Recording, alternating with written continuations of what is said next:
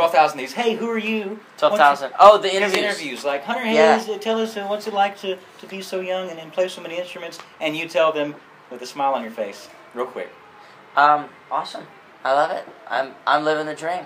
I get to live the dream. I don't take it for granted at all. Sure. It's a dream you had since you were like...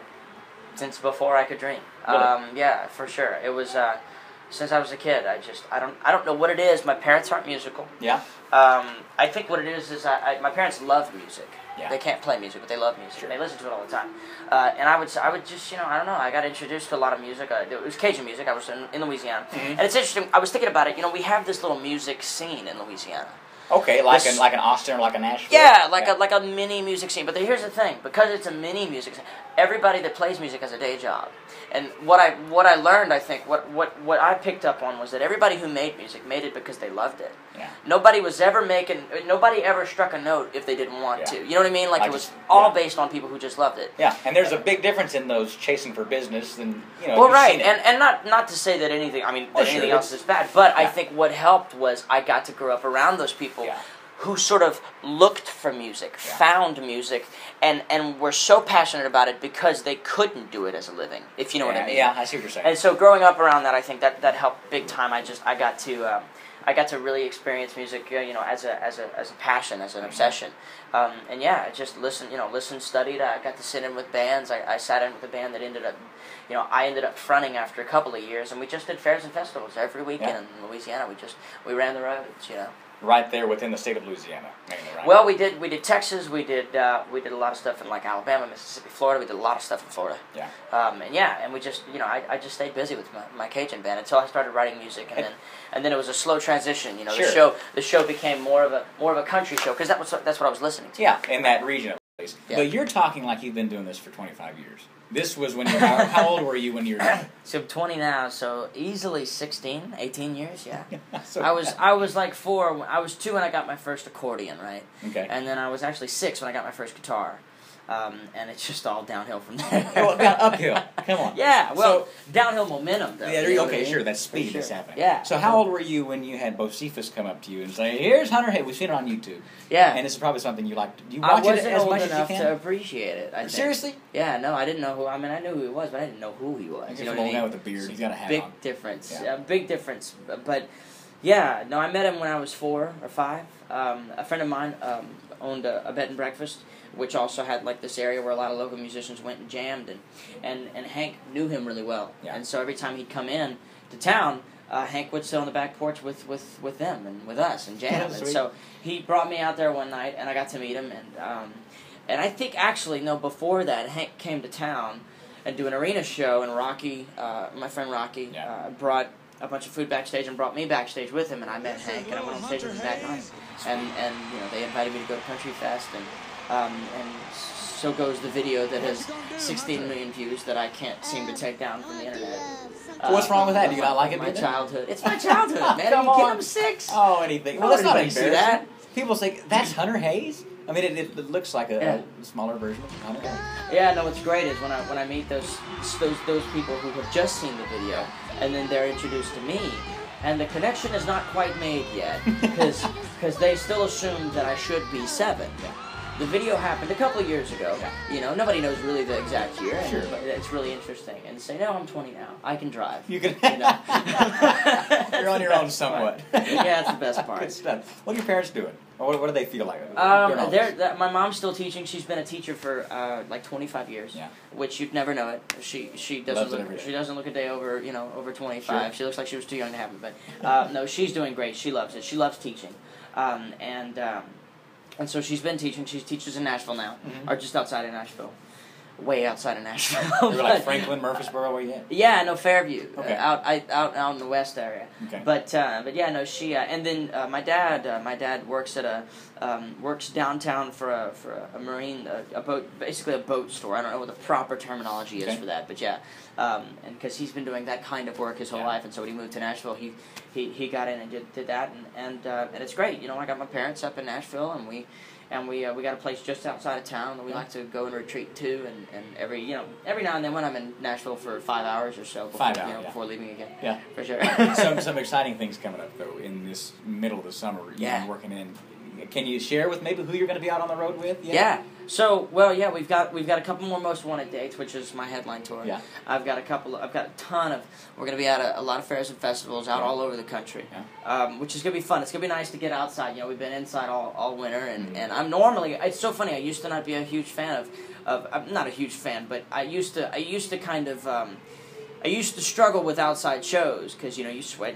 Now I absolutely love them. You prefer it? I actually do prefer it. You prefer going back to the squeeze box at 6 or 7 years old and be outside at a country fest? Well, I prefer going outside and jamming. Yeah, it's just more energy. Everybody's got more energy. Even me. It's like I don't know. It's just nice to release Even if you're sweating bullets, it doesn't make any difference. It's a blast. Anyway, so we're gonna be doing a lot of those, and then we get to cool off again there in the fall. We start with Carrie Underwood. Sweet. And we're going out with her for, I think, 55 dates, 55 tour dates. One of those coming to Oklahoma City, so we absolutely, yes, we will be here. So sweet. Yeah, it's gonna be a fun tour. It's my first time being a part of an entire tour. Yeah. Because, you know, we toured with Taylor Swift, we toured with Rascal Flatts, but they were all, you know, they were 10 dates, 14 dates. I mean, for goodness sakes, Taylor, you know, was nice enough to book me before I even had a single out. Sure. So I don't, you know, but we did an acoustic thing. This is going to be 55 dates. We're right before Carrie. We get to do a longer show now, and I get to bring in more production. Yeah, full band, electric, and you've got your lyrics on your stuff, on your gear in these shows. Is it going to be the same? Yeah, we actually just had a meeting this morning. We're adding more to the set, much more. In fact, we were talking about how to build one thing that I want to build, and so yeah, we're definitely going to be adding. What you see now, it'll be probably twice as much. Yeah, and the beauty of it, you're getting a lot of creative influence on it. Yeah, which is something that as someone at your age or whatnot, they may not be as open to. Yeah, but you get a lot of pull. Yeah, well, I'm a total gear geek. I'm a total geek, so it helps big time to be able to, like, go in the back of the bus and jot down a bunch of stuff on graph paper and take a picture of it, send it to my set designer, and say, here's what I want to do, how do we do it?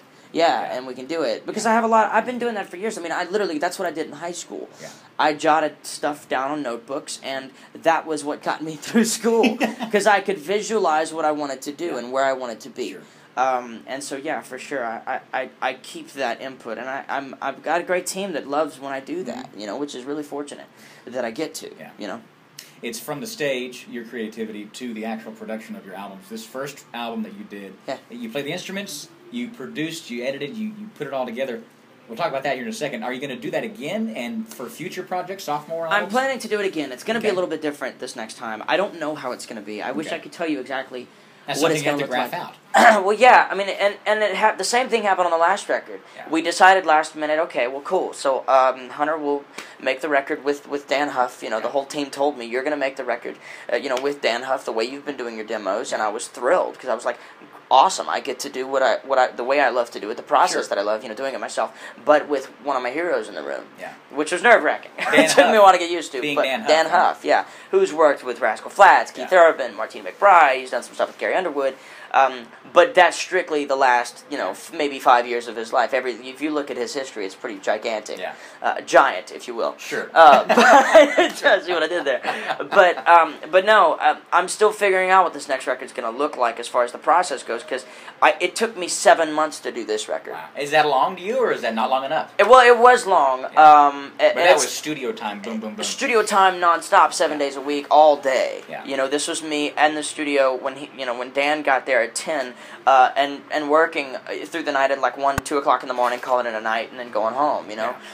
We'll do something like it for the next record, but I'm not sure if the process is going to be quite the same, because obviously I don't have 7 months to just take off. Yeah, you got more on the road time. And even if I did have 7 months to take off, it would probably drive me nuts. Yeah, it would hurt. Yeah, it would. So I built a little studio in Nashville just recently that I'm going to be spending a lot of time. I've already spent a ton of time in it, and it's kind of my getaway. Really? Like even when I'm home for like 3 days and I have the day off, like I still find myself getting in the car, opening the sunroof, taking my time, headed to the studio, and I spend all my time in the studio because I love it. I love it. A lot of people have an idea of putting an album together, maybe of what the song should sound like. You probably look at it differently, hearing a little riff on the piano or hearing a little here on the mandolin. This is what I've noticed in your album. Does that just drive you crazy when you're working on it, or maybe when you're thinking of future projects? Things that maybe, here's a way you can incorporate this chord with this bass line or something that really makes I wish it drove me crazy, because then I would feel like I'm actually good enough. but no, I definitely do like run through music all the time. And I think that's why I like to be in the studio so much, is because I can think in musical terms, and I'm right there. Everything's accessible, you know. And I don't know. There is some magic about being in the studio and just like physically being on a phone call and just like running through the song in your head, like you're totally not paying attention to whoever's on the other line. Yeah, and your girlfriend. Well, just whoever, like right, like management meeting, like a conference call. They're telling you something very important. Hunter, they're running through some numbers, and you're like. Guys, sorry, go ahead. And you're like you're playing it on the keyboard as they're talking, right? Like totally not paying attention. There you go. Totally. Been there, done that. Very good. Well, we love the creativity that he's putting towards his music, towards JKFM and our radio station. Look forward to having Hunter Hayes back coming up in October, I believe, when Carrie's on the road. And no telling what's going to be the magnitude. This is going to be a good summer for you. Yeah, it's going to be a great summer. I hate to say that before anything happens because I'm so. But no, I mean, you're optimistic of starting at such a young age. Totally. I mean, yeah, I'm in a tour bus. I've got a band that I really truly enjoy making music with and hanging around with. I got an awesome team we've been able to build, and I get to get on the bus and go out on the road with them every week. And for that, yes, I can say it's going to be a fantastic summer. And watch for it. Follow him on Twitter, right? You're a Twitter guy. Most importantly, yeah. Follow that Twitter. It's cool to get on the road, but it's even cooler, to check connect. Twitter, to check Facebook, and to actually see all of you guys when we get to the show. Very cool. That's the coolest part. So thank you for letting me do what I do. I appreciate it. The show's rolling on outside New Face Showcase. He's about to hit the stage. We're in Jake's dressing room. You got to go to work, right? No more. Gotta go warm up. Yeah. Jake New Face Showcase with Hunter Hayes. Thanks for being here, man. Thank you guys. Gonna wish I had a strong morning.